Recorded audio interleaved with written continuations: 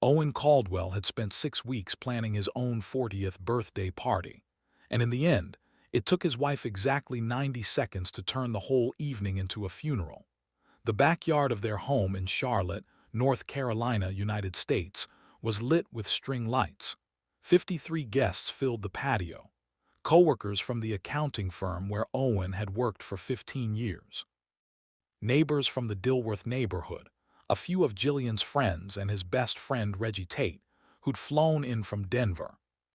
Just for the occasion, there was a jazz trio Owen had hired himself, a tired cake with buttercream frosting that cost more than it should have, and a toast that never got finished. Because right as Owen raised his glass to thank everyone for coming, Jillian Caldwell and his wife of 12 years stepped forward with a manila envelope and pressed it against his chest.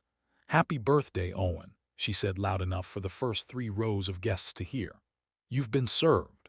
The silence that followed was so absolute that Owen could hear the jazz bassies quietly lay down his bow. He looked at the envelope. Then he looked at his wife. Then he looked at her mother, Diane Prescott, standing just behind Jillian's left shoulder with her arms crossed and a smile on her face that could only be described as triumphant. Diane started clapping slow, deliberate, in any condescending claps that echoed across the yard like gunshots. "It's about time," Diane said. Owen stood there holding the envelope, one hand and a glass of champagne in the other, while the people he loved most watched his marriage end in real time. No one moved, no one spoke. A few guests looked at the ground. His coworker Martin set down his plate and quietly took 2 steps back as if proximity to the moment might burn him. Reggie took a single step forward, then stopped, unsure what to do. That was the night Owen Caldwell lost everything he thought he had. But what Jillian and her mother didn't know, what they couldn't possibly have anticipated, was that Owen Caldwell was a forensic accountant. And forensic accountants don't just find numbers, they find the truth. They had no idea what was coming. If you enjoy stories of cold-blooded revenge and shocking betrayal, I just want to say thank you for being here. Stories like this take a lot of time to find, shape, and bring to life so they can teach and inspire. If this story touched you in any way, you can support the channel by buying me a coffee. Even just $5 helps more than you know. The link is in the description of this video. Thank you for helping these stories continue, and subscribing to the channel would mean a lot as well. To understand how Owen got to that moment on the patio, you have to understand the marriage. And more importantly, you have to understand Diane Prescott. Owen met Jillian in the spring of 2011 at a friend's cookout in the University City neighborhood. She was 25, finishing a master's in communications. Are sharp and funny and disarming in a way that made Owen feel like he'd known her for years within the first 20 minutes. Owen was 27, already 3 years into his career at Whitfield & Crane, a mid-sized forensic accounting firm in uptown Charlotte. He wasn't flashy. He drove a 10-year-old Honda. He wore the same rotation of 4 suits, but he was meticulous, patient, and quietly brilliant at what he did. They dated for 2 years and got married in a modest ceremony at a vineyard outside Asheville. The wedding was small by Diane's standards, and Diane let everyone know it. During the rehearsal dinner, she told Owen's mother in a voice just loud enough to carry that Jillian always had champagne taste, and she hoped Owen could keep up. Owen's mother had smiled politely and changed the subject, and Owen had pretended not to hear. Diane Prescott was the kind of woman who measured people by the square footage of their homes and the labels on their handbags. She'd been married to Jillian's father, Gerald, for 31 years before he passed from a heart attack. And she'd spent most of those years spending the money Gerald made as a commercial real estate appraiser. When Gerald died, he left Diane comfortable but not wealthy, and Diane resented the difference. From the beginning, Diane made it clear she thought Jillian had married beneath her. Owen's salary at the time was around $85,000 a year. Respectable, but not the kind of money that impressed Diane Prescott. She wanted Jillian with someone who had presence, someone who drove a car that made a statement, someone whose name opened doors. At every holiday dinner, every birthday, every family gathering, Diane found a way to remind Owen that he wasn't quite enough. A comment about the house being cozy, a raised eyebrow at Owen's car in the driveway, a question about whether Owen had considered something more ambitious with his career. Owen tried to win Diane over for years. He paid for family dinners. He drove Diane to her appointments when her car was in the shop. He even helped her file an insurance claim after a pipe burst in her condo, which as a forensic accountant was significantly beneath his skill set. None of it mattered. Diane's opinion of Owen was fixed from the day they met, and it never budged.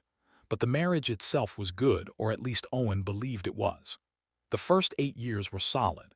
They bought a house together in the Dworth neighborhood, a 3-bedroom bungalow that Owen restored on weekends, replacing the rotted porch boards himself, refinishing the hardwood floors, rebuilding the kitchen cabinets from salvaged oak. They talked about kids travel to Savannah and the Outer Banks on long weekends and built the kind of quiet, steady life that doesn't make headlines, but makes you feel like you've done something right. The shift happened gradually the way most betrayals do. Around 2022, Jillian started changing. Nothing dramatic at first. She took a new job in marketing at a real estate development firm and began working later hours. She upgraded her wardrobe. Designer pieces that appeared in the closet without explanation. She started going to dinners Owen wasn't invited to, work events, and she called them. She became more critical of the house, the neighborhood, Owen's clothes, the way he spent his weekends restoring furniture instead of networking. "You're 40 years old," she told him one evening, standing in the kitchen with her arms crossed. "Don't you want more than this?" Owen had looked around the kitchen he'd rebuilt with his own hands, and said, "More than what?" She didn't answer. She just shook her head and walked away. Owen noticed the changes, but he told himself it was just stress, career growth, a new environment. He adjusted. He gave her space. He didn't push. That was his first mistake. By 2023, Jillian and Diane were spending more time together than they had in years. Weekend brunches, shopping trips to South Park Mall, long phone calls Owen would walk in on that ended the moment he entered the room. Owen would sometimes hear fragments. He'll never know. Just be patient. It's almost time. He told himself he was being paranoid. That was his second mistake. The third mistake was trusting that the woman he'd given 12 years of his life to would at least have the decency to end things in private. Instead, she chose his birthday. The night of the party, after the guests had scattered in uncomfortable silence, and Reggie had driven Owen to a hotel in Uptown because Owen couldn't bear to sleep in the house, Owen sat on the edge of a hotel bed and opened the envelope. The divorce petition was aggressive. Jillian was claiming irreconcilable differences, which was standard, but the financial demands were not. She wanted the house, which they'd purchased together for $410,000, and which was now worth nearly double that, thanks to the Dworth market. She wanted half his retirement fund. She wanted spousal support of $4,200 a month for 5 years, and she wanted it all processed fast. Her attorney had already filed a motion for expedited proceedings. Owen read the petition 3 times. Then he read it a 4th time with a part of his brain that had spent 15 years tracing hidden money, identifying fraudulent transfers, and catching people in lies they thought were airtight. Something didn't add up.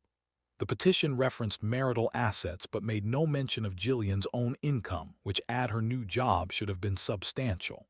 The financial disclosure was vague in places where it should have been specific. And the expedited timeline was unusual. In North Carolina, there's a mandatory 1-year separation period before a divorce can be finalized.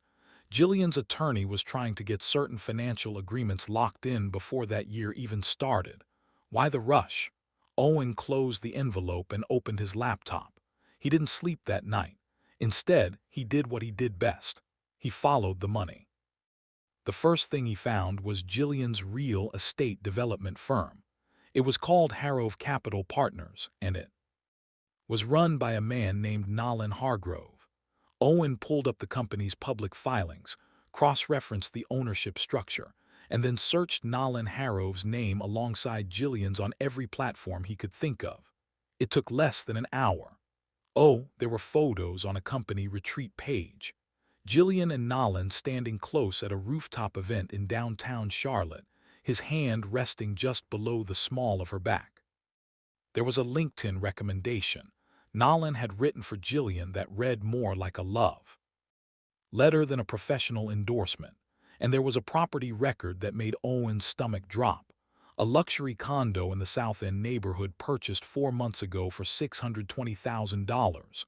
The buyer was listed as a trust, but the trust's registered agent was Jillian's maiden name, Prescott. Owen sat back in his hotel chair and let the pieces click together. His wife hadn't just been having an affair. She'd been building a new life with Nolan Hargrove's money under her mother's maiden name, while still legally married to Owen. The birthday party wasn't just cruelty. It was theater. It was designed to humiliate him publicly so he'd be too broken, too embarrassed, and too eager to make the pain stop that he'd sign whatever they put in front of him without looking too closely. They wanted him devastated. They wanted him compliant. But they'd made one critical error. They'd forgotten what Owen Caldwell did for a living. Owen picked up his phone and called Reggie. "I need you to do me a favor," Owen said. "I need you to act like I'm falling apart. Tell anyone who asks that I'm devastated, that I can barely function." "What are you actually doing?" Reggie asked. Owen opened a new spreadsheet on his laptop. "I'm going to work." Over the next 2 weeks, Owen played the part perfectly. He moved into a modest apartment near, let his appearance slip just enough to be convincing, and told his colleagues at Whitfield and Crane that he was going through a rough time. He declined lunch invitations. He left work early twice. He made sure Jillian's friends, the ones who reported back to her, saw a man who looked broken. Meanwhile, in the quiet hours between midnight and 4:00 a.m., Owen Caldwell was conducting the most important investigation of his career. He started with the money. Nolan Hargrove was 45, divorced once already, and ran a development firm that had built 3 mixed-use projects in the Charlotte metro area over the past decade. On paper, Harrove Capital Partners looked successful, but Owen had spent enough years reading balance sheets to know that look successful and is successful are two very different things. He pulled public records.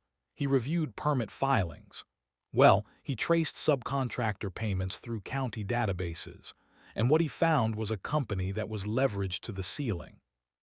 Harrove had borrowed aggressively to fund his latest project, a 15-story residential tower near the university area, and the project was behind schedule and over budget. Harrove needed capital desperately. That's when Owen made the connection he'd been dreading. Owen's uncle, Raymond Caldwell, had passed away in January. Raymond was a retired engineer who'd lived modestly in a cabin near Boone, North Carolina, and who Owen had visited every Thanksgiving for as long as he could remember. Raymond never married, never had children, and never talked about money. But when he died, his estate revealed something no one expected.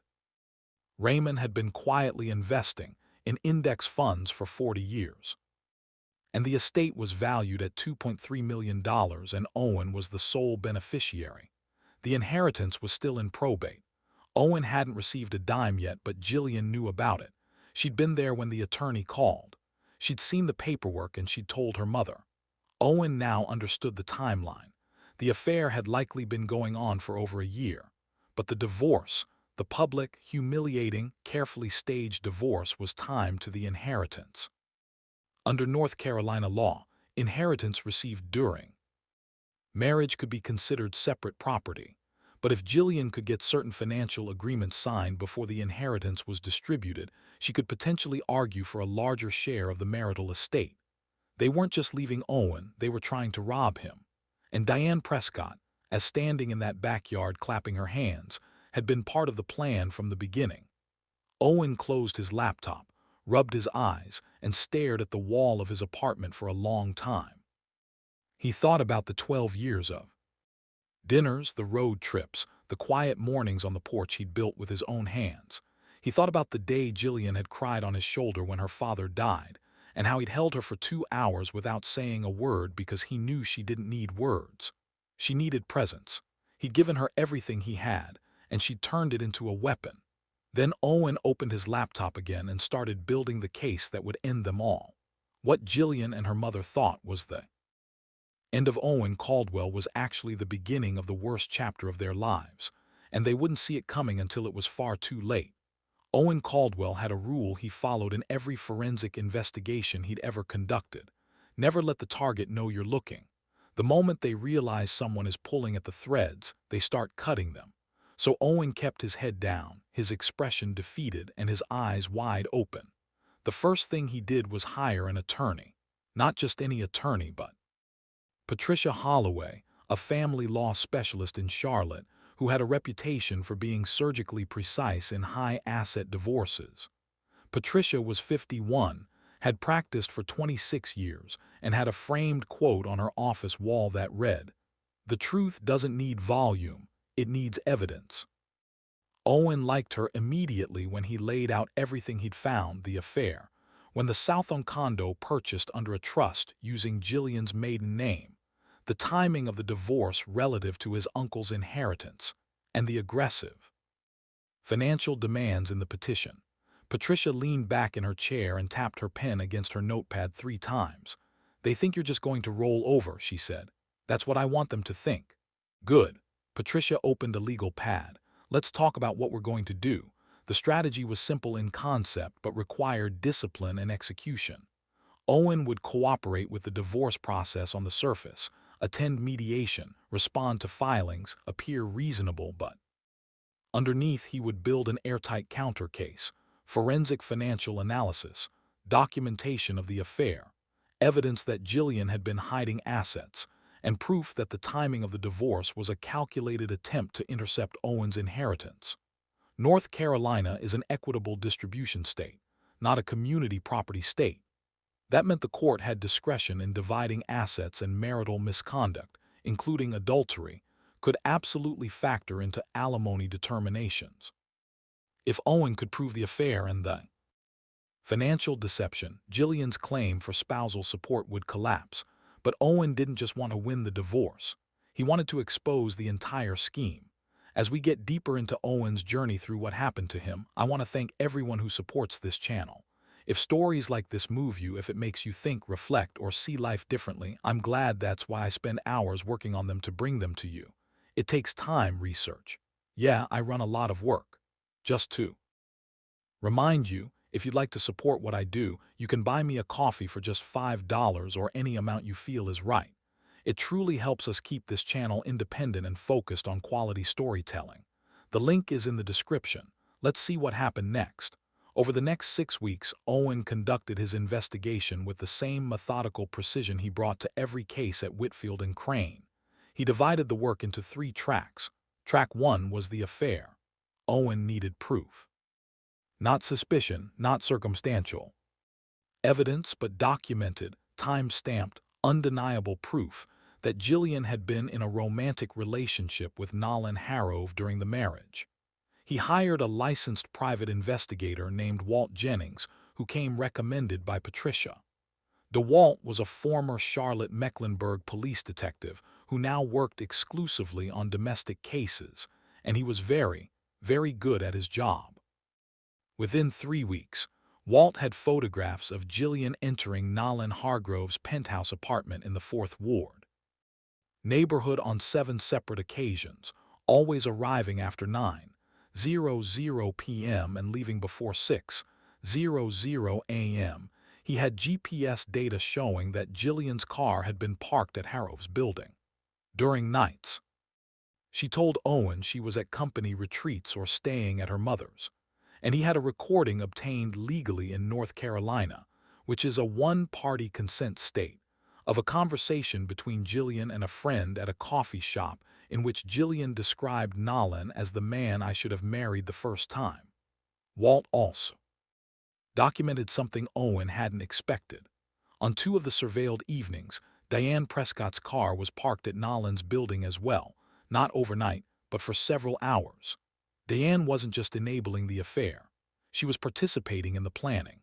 Walt observed Diane, Jillian, and Nolan sitting together at a restaurant in the Biltmore area, passing papers across the table. Whatever those papers were, the meeting lasted over 2 hours and ended with all 3 of them smiling. Owen studied the surveillance photos late that night in his apartment and felt something shift inside him. Not anger. He'd burned through most of that in the first week. What he felt was clarity, the kind of cold, crystalline focus that came over him when he was deep in a case, and the numbers started telling a story the subjects didn't want told. Track 2 was the money. This was Owen's domain going, and he attacked it with the focused intensity of someone who had been doing this work for a decade and a half. He started with the South End condo. The trust that purchased it, Prescott Family Holdings, had been established just 8 months ago.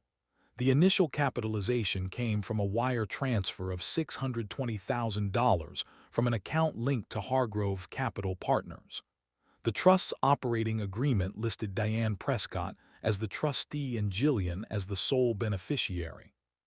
In plain terms, Nolan Harrove had bought Jillian a condo and put it in her mother's name to hide it. But that was just the surface.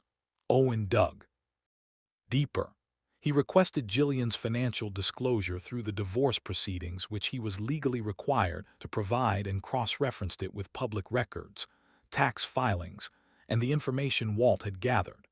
And the discrepancies were staggering. Jillian had reported her annual salary as $78,000, but Owen found evidence of bonus payments totaling over $145,000 in the past year alone. Payments that went to a personal account Jillian had opened at a different bank, one she'd never disclosed to Owen. The account was in her name only, opened 14 months ago, right around the time the affair appeared to have started. There was more. A luxury SUV registered in Diane's name, but insured on a policy linked to Harrove Capital Partners. Credit card statements showing purchases at high-end retailers, restaurants, in a jewelry store in the Mayor's Park area, all paid from accounts Owen had never seen, and a $35,000 deposit into Diane's checking account from the same Harrove-linked entity made just 2 weeks before the birthday party. And Owen suspected that deposit was payment, a reward for Diane's role in orchestrating the public humiliation. Owen laid it all out on a spreadsheet. Dates, amounts, sources, destinations, and the pattern was unmistakable. Jillian and Diane had been receiving money from Nolan Harrove for over a year. They'd hidden it in trusts, separate accounts, in Diane's name. And they'd timed the divorce to grab Owen's inheritance before he even received it. Track 3 was Nolan Hargrove himself. This was where Owen's professional instincts took over completely. He wasn't just looking at Harrove as his wife's affair partner. He was looking at him the way he'd look at any subject of a forensic investigation, as someone whose financial story might not match reality. And it didn't. Owen spent 3 nights reviewing every public filing associated with Hargrove Capital Partners, building permits, zoning applications, investor disclosures filed with the state, subcontractor lien records, and what emerged was a picture of a company in serious trouble.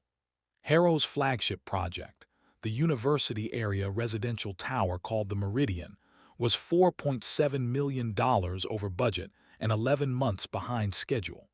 3 subcontractors had filed liens for unpaid work. 2 investors had sent formal demand letters requesting updates on their capital allocation, and the construction loan held by a regional bank called Pinnacle South Financial was coming due in 4 months with no extension. In sight, Nolan Hargrove wasn't just a cheater. He was a man on the edge of financial collapse, sure, using other people's money to maintain the appearance of success while his empire crumbled underneath him. Owen now understood why Hargrove had latched on to Jillian. It wasn't just attraction, it was strategy. If Jillian could secure a significant portion of Owen's inheritance through the divorce, the $2.3 million from Uncle Raymond, that money could flow to Harrove through the same web of trusts and hidden accounts they'd already built. Hargrove needed that money to save his company. They weren't just having an affair. They were running a con, and Owen had every receipt. The most painful part of the investigation wasn't the financial forensics. It was the moment Owen realized how long it had been going on and how many people knew. Walt's surveillance revealed that Diane had been facilitating the affair from the beginning, so she'd given Jillian alibis. She'd helped set up the trust. She'd even attended dinners with Nolan at upscale restaurants in Charlotte while Owen was home watching television. believing his wife was at her mother's book club. Owen also discovered through a forwarded email chain Walt, obtained from a mutual friend, who'd grown uncomfortable with the deception that Jillian had been telling people for months that Owen was emotionally unavailable, boring, and holding her back. She'd been building a narrative, painting herself as the victim of a loveless marriage, laying the groundwork so that when the divorce happened, the social sympathy would fall on her side. The birthday party stunt was the crown jewel of that strategy. By serving Owen publicly in front of 50 witnesses, Jillian had created a spectacle that positioned her as the bold woman finally breaking free and Owen as a sad, blindsided husband who never saw it coming. What she didn't account for was that Owen had already seen everything. He just hadn't shown his hand yet. 1. Evening during this period, Owen sat in his apartment with the files spread across his kitchen table. 3 months of investigation, hundreds of pages of records, a story of betrayal so calculated it could have been scripted. He poured himself a glass of bourbon, something he rarely drank, and allowed himself one moment of honest grief. Not for the marriage that was already dead long before the birthday party. He grieved for the man he'd been, the man who tried so hard to be enough, who'd rebuilt a house and a life with his own hands. Emma who'd absorbed years of criticism with patience because he believed that's what love required. That man had been naive and Owen mourned him the way you mourn a friend who didn't make it. Then he finished the bourbon, put the glass in the sink, and went back to the spreadsheets. Grief was a luxury. Owen had work to do. If you're enjoying this story, hit that like button and let me know in the comments what you would have done in Owen's situation and kindly support the channel. It was late November 2024 when Owen took a phone call that changed the trajectory of the entire case. The caller was a woman named Vera Hargrove, Nolan's ex-wife. Vera had found Owen's name through Patricia Holloway's office. Patricia had reached out to Vera's divorce attorney as part of the discovery process, and Vera had insisted on calling Owen directly. "When I heard what they did to you at your birthday party," Vera said, "I want you to know that's exactly what Nolan does. He finds the weakness and he exploits it." Vera told Owen everything. She and Nolan had been married for 9 years before she discovered he'd been having an affair with an investor's wife while simultaneously embezzling funds from his own company to cover personal expenses. The divorce had been brutal, but Vera had walked away with a settlement and full custody of their 2 children. "He's charming," Vera said. "Dangerously charming, and he always has a plan that involves someone else's." "Money, how did you figure it out?" Owen asked. "I didn't," Vera said. "Not until it was almost too late. My forensic accountant found the trail. Nolan creates shell companies like other people create email accounts. Disposable, a layer designed to confuse anyone who looks too closely." Vera gave Owen one more piece of information that would prove decisive. During her divorce, her forensic accountant had identified a specific pattern in Hargrove's business dealings. He routinely created shell entities to move money between personal and business accounts, always nomming the LLCs after geographic features. Riverbend Holdings, Summit Point Capital, Crest Ridge Investments. The technique was sophisticated enough to fool most observers, but it left a trail if you knew what to look for. Owen knew exactly what to look for. He went back to the financial records and applied what Vera had described, and there it was. Riverbend Holdings and Summit Point Capital, both registered within the past 18 months, both linked to Harrove through registered agent records, among both used as intermediaries between Harrove Capital Partners and the Prescott Family Trust. The transfers through these shells totaled over $890,000. Some of the transfers appeared to use investor funds, money that was supposed to be allocated to the Meridian construction project, redirected through the shells and into accounts controlled by Jillian and Diane. It wasn't just an affair. It wasn't just a divorce scheme. It was fraud, securities fraud, investor fraud, and potentially bank fraud involving the Pinnacle South Financial construction loan. Owen called Patricia. "I found it," he said. "All of it. How bad?" "Bad enough that Nolan Hargrove isn't going to be worried about my wife anymore. He's going to be worried about staying out of prison." Patricia was quiet for a moment. Then she said, "Good. Now let's talk about how we use it." The plan came together over the next 2 weeks. Patricia filed amended responses in the divorce case, formally alleging marital misconduct in hidden assets. She also prepared, but did not yet file, a formal complaint to the North Carolina Securities Division, complete with Owen's forensic analysis and supporting documentation. The mediation was set for early January. Owen had spent 3 months being patient. 3 months letting Jillian and her mother believe he was a broken man, shuffling through the motions of a divorce he never wanted. 3 months while they congratulated themselves on their perfect plan. The plan had never been perfect.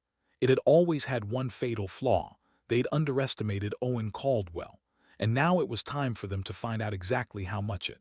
The mediation was scheduled for a Wednesday morning in early January 2025 at a conference room in a law office on South Tryon Street in Charlotte. Jillian's attorney, a sharp, confident litigator named Ross Kavanagh, had pushed for the meeting, expecting it to be a formality. The assumption on Jillian's side was simple.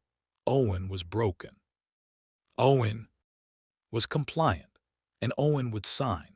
They were about to learn how wrong they were. Owen arrived 10 minutes early wearing a pressed navy suit and carrying a leather briefcase that weighed more than it should have. Patricia Holloway walked beside him, her expression calm, her posture radiating the quiet authority of someone who knew exactly what card she was holding. HRI had driven Owen to the building that morning and was waiting in the parking garage with a thermos of coffee and a grin he couldn't quite suppress. "You ready?" Patricia asked as they stepped off the elevator. "I've been ready for 3 months," Owen said. Jillian was already in the conference room when they entered. She looked polished. New outfit, new haircut, new confidence. Diane sat beside her, wearing a silk blouse and a satisfied expression like a woman who'd come to collect a check. Ross Kavanagh was at the head of the table, legal pad open, pen uncapped, ready to negotiate the terms of what he clearly expected to be a quick and decisive victory. "Good morning," Ross said. "Let's make this productive." "Let's," Patricia said. The first 40 minutes went exactly as Jillian's side expected. Your Ross laid out the demands. The Dworth house, half of Owen's retirement fund, $4,200 a month in spousal support, and buried in a supplemental filing, a claim on any inheritance Owen might receive during the separation period, arguing it should be considered a marital asset because Owen's uncle had died before the separation date. Owen listened to every word. He took notes. He nodded in the right places. He let them finish. Then Patricia opened the briefcase.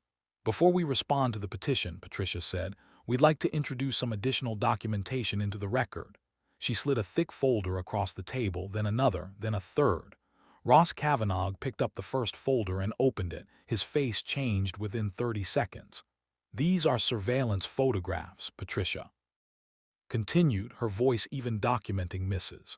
E. called while entering and exiting the residence of Nolan Hart Grove on 7 separate occasions between August and November of last year, time-stamped and authenticated by a licensed private investigator. Jillian's composure cracked. Just a hairline fracture, a slight widening of the eyes, a shift in her posture. But Owen saw it. He'd spent 12 years reading that face, and he knew exactly what fear looked like on it. Patricia continued. The second folder contains financial records, specifically documentation of a trust called Prescott Family Holdings, established 8 months ago and capitalized with $620,000 from an account linked to Harrow Capital Partners. The trust purchased a condominium in the South End neighborhood. The trustee is Mrs. Diane Prescott. The sole beneficiary is Mrs. Jillian Caldwell. Diane's smile vanished. "The third folder," Patricia said, "contains evidence of undisclosed income. Mrs. Caldwell's financial disclosure lists her annual income as $78,000. However, bank records obtained through proper legal channels show bonus payments totaling $145,000 deposited into a personal account Mrs. Caldwell opened without her husband's knowledge. Additionally, there is documentation of a $35,000 transfer from a Harrow-linked entity to Mrs. Diane Prescott's personal checking account made 2 weeks before Mrs. Caldwell served divorce papers at Mr. Caldwell's birthday party. The conference room was silent. Ross Kavanagh was reading the documents with the focused intensity of a man watching a building collapse in slow motion. Jillian was staring at the table. Diane had gone white. Owen hadn't said a word. Patricia let the silence hold for exactly 5 seconds. Then she delivered the final blow. "We also have evidence," she said, "that Nolan Hargrove used investor funds, money allocated for the construction of a residential development called the Meridian, and routed those funds through shell entities into accounts controlled by Mrs. Sewell and Mrs. Prescott. The total amount of diverted funds exceeds $890,000. This information has been prepared for referral to the North Carolina Secretary of State's office and the Securities Division as it constitutes potential securities fraud and investor fraud." Jillian's head snapped up. "You can't. We haven't filed the referral yet," Patricia said calmly, "but we are prepared to do so." Ross Kavanagh closed the folder and looked at his client, and the expression on his face was one Owen had seen before on the faces of defense attorneys in fraud cases, the moment they realize their client hasn't told them the truth. "I need a moment with my client," Ross said. "Of course," Patricia said. "Take your time." Owen and Patricia stepped into the hallway. Owen leaned against the wall, exhaled slowly, and let himself feel the weight of the past 3 months lift from his shoulders. "How are you doing?" Patricia asked. "Better than I've been in a long time." They waited 22 minutes. When the conference room door opened, Ross Kavanagh stepped out alone. His tie was slightly loosened, and there was a weariness in his eyes that hadn't been there an hour ago. "My client would like to know what your terms are," he said. Patricia looked at Owen. Owen straightened his tie. Mosh walked back into the conference room and spoke directly to Jillian for the first time since his birthday. "Here's what's going to happen," he said. "I'm keeping the house. I'm keeping my retirement fund. There will be no spousal support. The inheritance from my uncle is my separate property and will remain that way. Any attempt to claim otherwise ends with those fraud referrals being filed by close of business today." Jillian opened her mouth. Diane grabbed her arm. "I'm not finished." Owen said, "The condo in Southam, the one Nolan bought you, is going to be liquidated, and the proceeds will be placed in an escrow account, pending the outcome of any investor claims against Hargrove Capital Partners. You will sign an affidavit acknowledging the undisclosed accounts and the financial deception. Man, the divorce will proceed on my terms, not yours." He paused. The room was so quiet he could hear the ventilation system humming. "You chose to humiliate me in front of 50 people on my birthday. You chose to stand there and clap." He looked at Diane. "You thought I was too broken to fight back. You were wrong." Diane, for the first time Owen could remember, had nothing to say. Jillian's voice was barely above a whisper. "Owen, I save it," Owen said. "You don't get to explain, you get to sign." They signed.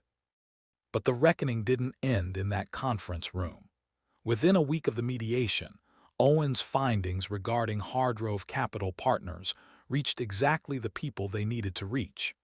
Patricia Holloway, with Owen's approval, forwarded the financial documentation to the 2 lead investors in the Meridian project. And those investors, one a retired executive from Atlanta and the other a family office based in Raleigh, had collectively put $3.1 million into the development. When they saw where their money had actually gone, they hired their own forensic team and filed a civil lawsuit against Nolan Hargrove within 15 days.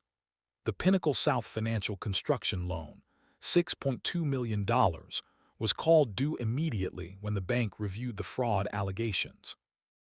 Hargrove couldn't pay. The Meridian project was frozen. Subcontractors who had already filed liens began pursuing judgments. The entire development, which was supposed to be Nolan Hargrove's crowning achievement, became a monument to his greed. Nolan Hargrove's law license, he'd passed the bar years ago but never practiced, was placed under review. When his real estate development license was suspended pending investigation, and the North Carolina Securities Division opened a formal inquiry into the movement of investor funds through shell entities. Nolan tried to call Jillian. She didn't answer. He tried to call Diane. Diane changed her number. By late February, Jillian Caldwell, soon to be Jillian Prescott again, was living in her mother's two-bedroom condo in the Valentine area of Charlotte. The South End condo was in escrow. The hidden bank accounts were frozen as part of the investor lawsuit. The luxury SUV had been voluntarily surrendered, and the life she thought she'd been building with Nolan Hargrove had evaporated like morning fog on a highway. That's when the begging started. Diane called first. Not Jillian, Diane. She called Owen's phone at 8:00 on a Tuesday evening in early March, and Owen let it ring 4 times before answering. "Owen," Diane said, and her voice sounded nothing like the woman who had clapped at his birthday party. "We need to talk." "No," Owen said, "we don't. Jillian is struggling. She made a terrible mistake. She knows that now. If you could just—" "Diane," Owen said quietly. "You stood in my backyard and applauded while your daughter destroyed my life in front of everyone I cared about. You helped plan it. You helped fund it. You smiled." Diane was silent. "I don't owe you a conversation," Owen said, "and I don't owe Jillian a second chance. What I owe myself is the peace I should have demanded a long time ago." He hung up. Jillian tried a different approach. She wrote Owen a letter handwritten of 4 pages delivered to his office at Whitfield and Crane. In it, she described her regret, her confusion, how Nolan had manipulated her, how Diane had pushed her toward the affair and the financial scheme. She said she'd lost herself. She said she still loved Owen. She said she was willing to do anything to make it right. Owen read the letter once, folded it neatly, and placed it in the file alongside the surveillance photos, the bank records, and the trust documents. Then he went back to work. The divorce was finalized in late April 2025. Owen kept the Dworth house. He kept his retirement fund. The inheritance from Uncle Raymond, $2.3 million after taxes and probate fees, remained entirely his. No spousal support was awarded. The court, having reviewed the evidence of marital misconduct and financial deception, ruled decisively in Owen's favor. Jillian walked out of the courtroom with nothing but what she'd brought into the marriage, and significantly less dignity than she'd had before. Nolan Hargrove settled the investor lawsuit for an undisclosed amount, though sources close to the case suggested it was nearly everything he had left. The Meridian project was sold to a competing development firm for pennies on the dollar. Nolan's name, once associated with Charlotte's real estate boom, became a cautionary tale in local business circles. Diane Prescott spent the spring and summer dealing with the consequences of her involvement. The $35,000 she'd received from Harrow's accounts was clawed back as part of the investor settlement. Her role in establishing the fraudulent trust became part of the public record for 2 of her closest friends stopped returning her calls. The social standing she'd spent decades cultivating, the brunches, the charity gallows, the carefully curated image of a respectable widow, crumbled like wet paper. Owen didn't celebrate any of it. That surprised him. He thought he'd feel triumphant. He thought destroying the people who tried to destroy him would feel like victory, clean and satisfying and final. Instead, it felt like finishing a very long, very difficult audit. The numbers balanced, the truth was documented, the case was closed, but there was no joy in it, just relief. Reggie flew in from Denver for a weekend in May, and the 2 of them sat on Owen's back porch, the same porch where the birthday party had happened, drinking beers and watching the sunset paint the sky over the Dworth rooftops. "Aha, you could sell this place," Reggie said. "Start fresh somewhere." Owen shook his head. "I built this porch with my own hands. I'm not letting anyone take that from me, not anymore." He took a long sip of his beer. "I spent 12 years trying to be enough for people who never thought I was. Jillian wanted someone richer. Diane wanted someone flashier. Nolan wanted someone else's wife and someone else's money. None of them ever saw me, the actual me. They saw what they could get from me. And now I see myself," Owen said. "And that's enough." The following autumn, Owen received an unexpected email from Vera Hargrove. She'd heard through the legal grapevine that the divorce was finalized and wanted to check in.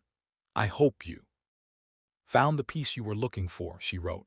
"And I know what it's like to come out the other side of something like this. It changes you, but if you let it, it changes you for the better."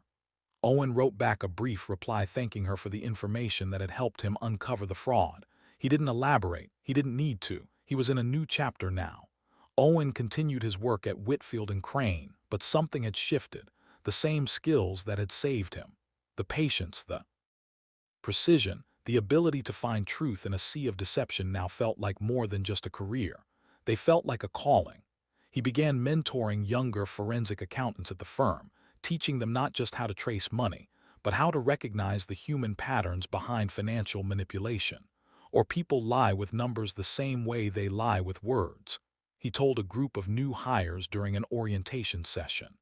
They hide things in complexity. They bet on the fact that you won't look closely enough. Your job is to always look closer. He also started restoring furniture again on weekends, something he'd given up during the last years of his marriage because Jillian thought it was beneath them. He refinished the dining table he'd built 6 years earlier, sanded down to the original grain, and gave it a new coat of finish that made the wood glow. He put it back in the dining room and ate dinner at it every night. Some evenings, sitting at that table with a book and a glass of wine. Owen thought about the birthday party. He thought about the envelope against his chest, the clapping, the silence, and he realized that the worst night of his life had also been the night that saved him because it forced him to stop pretending that a comfortable lie was the same thing as a good life. It wasn't. A good life, Owen had learned, wasn't about being enough for someone else. It was about being honest with yourself, about who you are, what you deserve, and what you're willing to accept. Owen Caldwell had spent 12 years accepting less than he deserved. He'd accepted the criticism, the dismissal, the quiet erosion of his self-worth by people who saw him as a stepping stone rather than a partner. He wasn't accepting that anymore. The lesson Owen carried forward wasn't about revenge. It wasn't about winning. It was simpler and harder than that. Sometimes the most powerful thing you can do is let people face the consequences of their own choices. Not out of cruelty, not out of anger, but because the truth, once it's out, doesn't need your help to do its work. It just needs you to get out of the way. Owen Caldwell got out of the way, and the truth did the rest. If you enjoyed this story, like this video and leave a comment telling me what you thought. And if you're not already subscribed to the channel, please subscribe. If you want to support the work behind the video, you can buy me a coffee. Link is in the description below. Even $5 makes a big difference. Thanks for watching, and I'll see you next time.